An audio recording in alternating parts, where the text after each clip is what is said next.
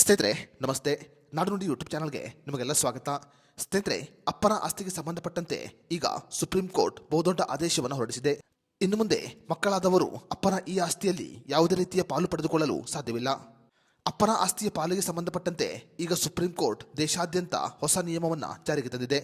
ಹಾಗಾದರೆ ಅಪ್ಪನ ಆಸ್ತಿಯಲ್ಲಿ ಪಾಲು ಕೇಳುವವರಿಗೆ ದೇಶಾದ್ಯಂತ ಜಾರಿಗೆ ಬಂದಿರುವ ಹೊಸ ನಿಯಮ ಏನು ಅನ್ನೋದರ ಬಗ್ಗೆ ಸಂಪೂರ್ಣ ಮಾಹಿತಿಯನ್ನ ಈ ವಿಡಿಯೋದಲ್ಲಿ ನಾವು ನಿಮಗೆ ತಿಳಿಸಿಕೊಡ್ತೀವಿ. ವಿಡಿಯೋ ತುಂಬಾ ಇನ್ಫಾರ್ಮೇಟಿವ್ ಆಗಿದೆ, ಎಲ್ಲೂ ಸ್ಕಿಪ್ ಮಾಡದೆ ನೋಡಿ. ಹಾಗೂ ಈ ಮಾಹಿತಿಯನ್ನ ಅಪ್ಪನ ಆಸ್ತಿಯಲ್ಲಿ ಪಾಲು ಕೇಳುವ ಪ್ರತಿಯೊಬ್ಬರಿಗೂ ಶೇರ್ ಮಾಡಿ. ಸ್ನೇಹಿತರೆ, ಅಪ್ಪನಿಗೆ ಪಿತ್ರಾರ್ಜಿತವಾಗಿ ಆಸ್ತಿ ಬಂದಿದ್ದರೆ ಮಾತ್ರ ಮಕ್ಕಳಾದವರು ಆ ಆಸ್ತಿಯಲ್ಲಿ ಇನ್ನು ಮುಂದೆ ಪಾಲನ್ನು ಪಡೆದುಕೊಳ್ಳಬಹುದು. ಒಂದು ವೇಳೆ ಅಪ್ಪನಾದವನು ತನ್ನ ಸ್ವಂತ ಹಣದಲ್ಲಿ ಆಸ್ತಿಯನ್ನು ಖರೀದಿ ಮಾಡಿದರೆ ಆ ಆಸ್ತಿಯಲ್ಲಿ ಮಕ್ಕಳಿಗೆ ಯಾವುದೇ ರೀತಿಯ ಪಾಲು ಇರುವುದಿಲ್ಲ. ಅಪ್ಪ ತನಗೆ ಇಚ್ಛೆ ಇದ್ದರೆ ಮಾತ್ರ ಮಕ್ಕಳಿಗೆ ಆಸ್ತಿಯನ್ನ ಕೊಡಬಹುದು. ಸ್ವಯಾರ್ಜಿತ ಆಸ್ತಿಯಾಗಿರುವುದರಿಂದ ತಂದೆಯಾದವನು ಆ ಆಸ್ತಿಯನ್ನ ಯಾರಿಗೆ ಬೇಕಾದರೂ ದಾನ ಮಾಡಬಹುದಾಗಿದೆ. ತಂದೆಯ ಸ್ವಯಾರ್ಜಿತ ಆಸ್ತಿಯಲ್ಲಿ ಮಕ್ಕಳಿಗೆ ಯಾವುದೇ ರೀತಿಯ ಪಾಲು ಕೇಳುವ ಅಧಿಕಾರವಿಲ್ಲ ಅಂತ ಈಗ ಸುಪ್ರೀಂ ಕೋರ್ಟ್ ಆದೇಶವನ್ನು ಹೊರಡಿಸಿದೆ.